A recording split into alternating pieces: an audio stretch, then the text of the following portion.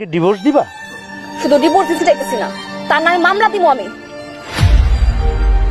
তোমার স্বামীর চাকরি গেলে তুমি কি খুব খুশি হইবা? কোন ক্রমে কি তুমি তার সংসার করবা না?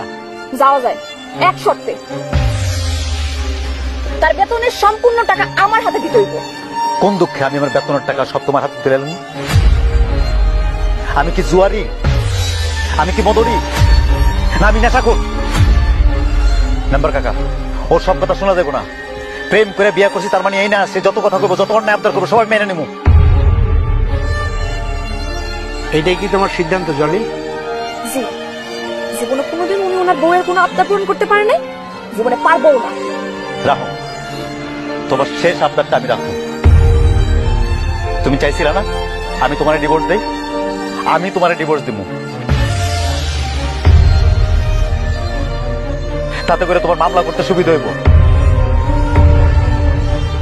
সবার মতের বিরুদ্ধে যে ভালোবাসে তোমার বিয়ে করছিলাম না, তার প্রতিদান তো আমাকে দিতে হইব। তোমার ভালোবাসছি না, আমি ভালোবেসে বিয়ে করছিলাম। তুমি কি মনে করো তোমার স্বামী যদি তোমার পাশে না থাকে, এখন যে গুরুত্বটা তুমি পাচ্ছ এই সংসারে সবার কাছে, সেই গুরুত্ব তুমি পাবে? কোনোদিনই পাবে না।